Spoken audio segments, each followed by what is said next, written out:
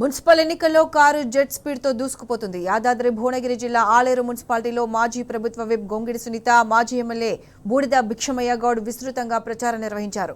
ఇంటింటి ప్రచారం చేస్తూ కాంగ్రెస్ ప్రభుత్వ వైఫల్యాలను ఎండగట్టారు. బీఆర్ఎస్ హయాంలోనే అభివృద్ధి జరిగిందని వివరించారు.